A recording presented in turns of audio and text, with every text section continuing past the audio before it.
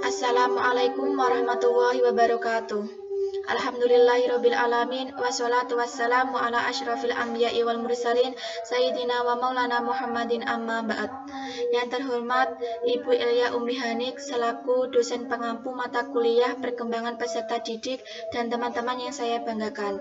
Kami dari kelompok 5 yang beranggotakan Intan Wahyuning Tias dengan nomor NIM 024 dan saya sendiri Bibit Mustalifah dengan nomor NIM 021 akan mempresentasikan mengenai multidimensi perkembangan peserta didik.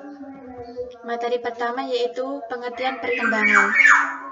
Perkembangan adalah bertambah kemampuan atau skill dalam struktur dan fungsi tubuh yang lebih kompleks dalam pola teratur dan dapat diramalkan sebagai hasil proses pematangan. Perkembangan menyangkut adanya proses pematangan sel-sel tubuh, jaringan tubuh, organ-organ, dan sistem organ yang berkembang dengan menurut caranya sehingga dapat memenuhi fungsinya. Pada saat anak-anak, pertumbuhan fisik menjadi primadona pertumbuhan dibandingkan bagian lainnya. Tetapi pada usia lanjut, kemunduran fisik dan perubahan alam pikiran lebih banyak berubah daripada yang lain. Selanjutnya, energi dan kreativitas peserta didik. Perkembangan dan pengembangan peserta didik terus berlanjut sejalan dengan perubahan sistem sosial dan kompleksitas kehidupan. Substansi dan proses interaksi mereka dengan manusia dewasa pun sangat kuat pengaruhnya. Perkembangan itu mengekspresikan energi dan kreativitas peserta didik menjadi lebih efektif untuk mencapai tujuan dan masa depan mereka kelak. Mengikuti pemikiran Robert McFarlane 1999, peserta didik secara individual mengembangkan hal itu dengan cara meningkatkan kapasitas dirinya, melepaskan, mengatur, serta mengekspresikan energi dan kapasitas untuk mencapai cita-cita dan tujuan hidupnya. Individu peserta didik berkembang dengan dukungan aktif dari masyarakat dan pengembangan masyarakat berjalan sesuai dengan kontribusi kreatif individu. Selanjutnya 5 dimensi perkembangan peserta didik. Yang pertama perkembangan fisik, yang kedua perkembangan sosial, yang ketiga perkembangan mental, yang keempat perkembangan budaya atau spiritual, dan yang kelima perkembangan intelektual. Yang pertama, perkembangan fisik. Perkembangan fisik merupakan suatu perubahan yang terjadi pada fisik manusia. Pada anak usia dasar meliputi pertumbuhan tinggi dan berat badan, perubahan proporsi atau perbandingan antar bagian tubuh yang membentuk postur tubuh, pertumbuhan tulang, gigi, otot, dan lemak. Anak-anak yang memiliki pekerjaan tambahan di luar sekolah banyak melakukan aktivitas fisik. Kondisi ototnya lebih kekar dibandingkan dengan anak seusia mereka yang tidak melakukan aktivitas sejenis.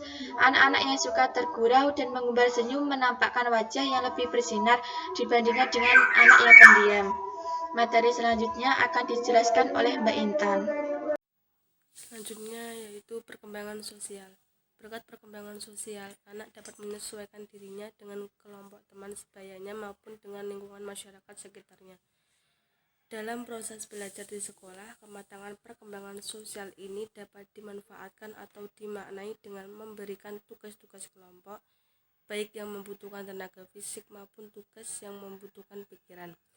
Hal ini dilakukan agar peserta didik belajar tentang sikap dan kebiasaan dalam bekerja sama, saling menghormati, dan bertanggung jawab. Misalnya keterampilan sosial untuk berkomunikasi, bekerja sama, negosiasi, keterampilan kepemimpinan, keterampilan khusus untuk pembagian kerja, untuk meningkatkan efisiensi dan keandalan kegiatan kelompok, nilai-nilai sosial untuk kerjasama, kesopanan, serta toleransi untuk orang-orang. Perkembangan mental ini di mana peserta didik tumbuh makin bermental stabil, dewasa, dan bijaksana.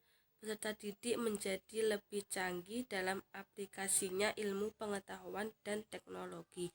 Karenanya mereka harus memiliki keterampilan mental dalam menganalisis, menulis, menguasai matematika, sikap mental terbuka untuk gagasan baru, kesediaan menyambut perubahan dan mencoba hal-hal baru, serta menyerap informasi tentang berbagai fakta setiap aspek kehidupan. Perkembangan budaya atau spiritual, di mana peserta didik harus menumbuhkan toleransi terhadap orang-orang dengan keyakinan yang berbeda, pengakuan hak asasi manusia, dan nilai-nilai umum. Dalam banyak referensi, di mana dimensi budaya dan dimensi spiritual ini dipersepsi sebagai ranah yang berbeda.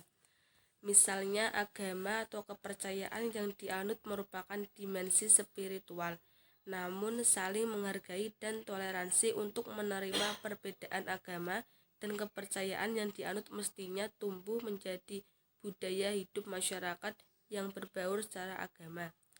Perkembangan intelektual, khususnya pergeseran dari kemampuan penalaran konkret ke abstrak, mengolah data menjadi informasi, memecahkan masalah-masalah yang rumit, serta membuat solus atau dasar informasi yang mirip, sama, atau bertentangan. Dimensi kesadaran otak peserta didik, yaitu 1. Kesadaran fisik berupa sensasi fisik, dorongan, dan kebutuhan yang mendesak. 2. Kesadaran mental seperti sifat gugup, dorongan psikologis, perasaan, dan emosi, termasuk di dalamnya kesadaran diri, kesadaran akan pengetahuan dan kemauan atau iktikat baik. 3. Kesadaran spiritual atau rohani berupa intuisi spiritual, kebijaksanaan, dan dorongan kekuasaan yang dalam. Sekian presentasi dari kelompok kami, kurang lebihnya mohon maaf. Wassalamualaikum warahmatullahi wabarakatuh.